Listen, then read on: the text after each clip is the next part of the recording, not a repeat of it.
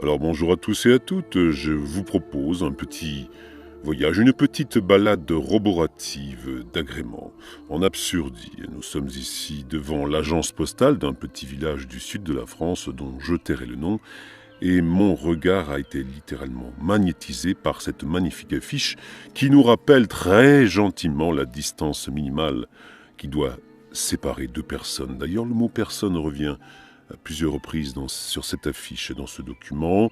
Pour se protéger et protéger les autres, respecter une distance d'au moins 1 mètre entre deux personnes. On nous rappelle ici, par le biais de cette affiche, notre statut de personne juridique. Urgence, attentat. Mais où est l'attentat? Et où est l'urgence? N'est-ce pas attenter à la vie d'autrui que de le priver d'oxygène? Où est l'attentat? Vous l'avez sous les yeux, mesdames et messieurs. Voilà, nous continuons notre voyage en Absurdie. Doucement, nous sommes sous vidéosurveillance. Avec cette magnifique affiche qui a bien failli être décollée de la vitrine, comme vous le voyez.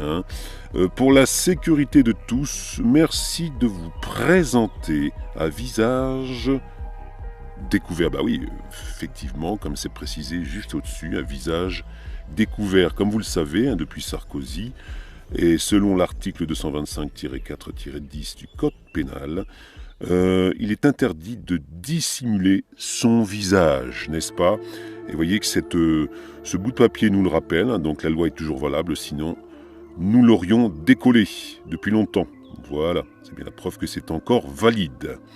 Et si nous avons une affiche qui ne saurait cultiver, on ne peut mieux le cynisme, même derrière un masque, partageons nos sourires. C'est vrai qu'on a vraiment envie de se fendre la pêche derrière un slip buccal.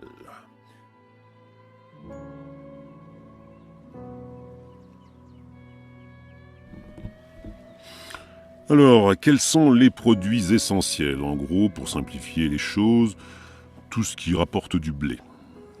Alors vous avez, dans les produits essentiels, vous avez, la liste est non exhaustive, bien entendu, le slip buccal ou chambre à gaz amovible, le gel hydroalcoolique, évitez toutefois de le boire, ça provoque des coliques frénétiques, le gaz carbonique pris au piège du slip dit à usage facial, les toxines en tout genre, rejetées naturellement par nos alvéoles pulmonaires.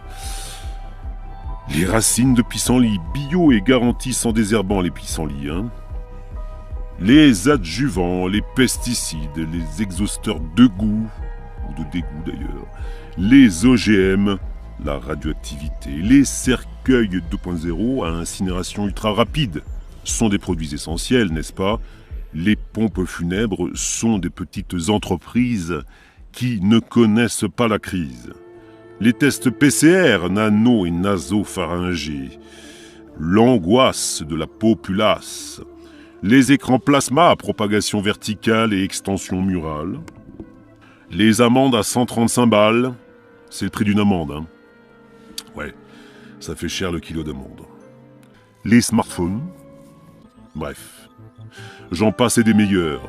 Les produits susdits sont essentiels et de première nécessité. De qui se moque-t-on, si ce n'est du consommateur lui-même? Qu'est-ce qu'un produit non essentiel? Alors vous avez l'oxygène, la liberté d'expression, la liberté de mouvement, de pouvoir se déplacer librement.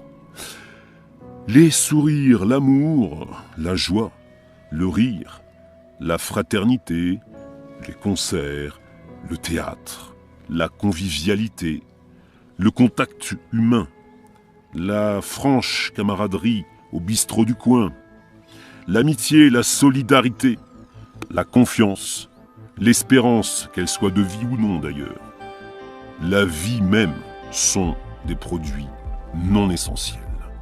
Souvenez-vous, nous sommes des personnes juridiques, c'est-à-dire des morts vivants en errance sur Terre. Les morts ne rient pas, ne respirent pas. Les morts ne bougent pas. Comment générer un sentiment de frustration collective. Tu aimerais bouger, voyager? Bah oui, tu le pourras. Mais ne dépasse pas 10 km et le périmètre de ton jardin. Et pour les aventuriers, il vous faudra accepter le pass vaccinal. Tu veux respirer? Pas de problème. Inhale tes propres toxines derrière un slip buccal protecteur, seul garant de ta santé. Tu veux vivre? Quelle audace! Mais ce sera en enfer. Confiné, éloigne tes frères. Cultiver l'absurdité pour qu'elle devienne la normalité. C'est pas toi, mais le système qui va décider de ce qui est essentiel et ne l'est pas pour toi. Il s'agit de conditionner le consommateur à accepter l'absurde, pour que plus tard, il accepte la pénurie, alors qu'on crève sous des tonnes de bouffe.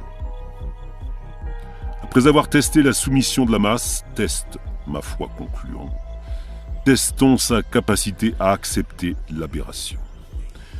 Jusqu'où peut-on encore aller dans la manipulation, le mensonge et le foutage de gueule, tout en augmentant la psychose et la notion de dangerosité virale par contact? Il faut que la gravité de la situation ait l'air un minimum crédible. La notion même de contact doit être intégrée par la masse et associée définitivement à danger dans l'inconscient collectif. La simple vue d'un billet générera bientôt le même sentiment d'insécurité. Ce qui leur permettra, vous l'avez compris, de supprimer le cash. Paiement sans contact, dans les carrefours contact, déjà acté et rentré dans les mœurs. C'est devenu un réflexe, comme respirer du CO2. Il faut accréditer le mythe de la petite bébête qui veut vous dézinguer la gueule. La masse doit accepter que cette privation à laquelle on la soumet est là pour son bien. Protégez-vous, protégez-vous, protégez les autres.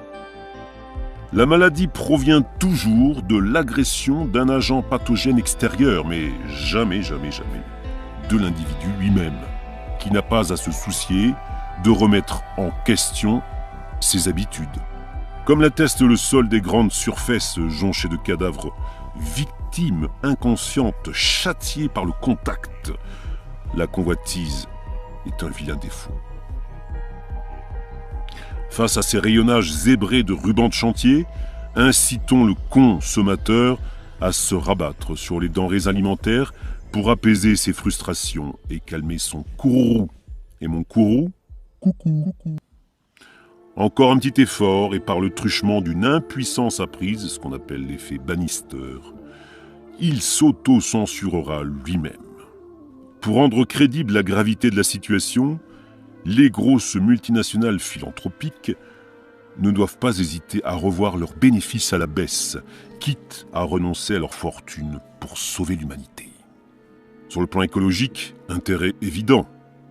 Les casiers des centres d'enfouissement se rempliront moins vite d'objets non essentiels, mais crouleront quand même sous les emballages alimentaires. Respectez les règles de distanciation asociale. Ne vous éloignez jamais plus de 140 mètres de votre box.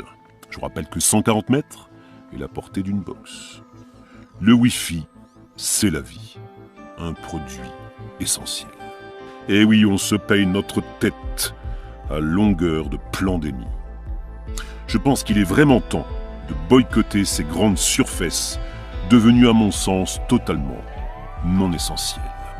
C'est au consommateur, en son âme et conscience, s'il en est encore pourvu, qu'il incombe de décider si elles le sont ou non finalement.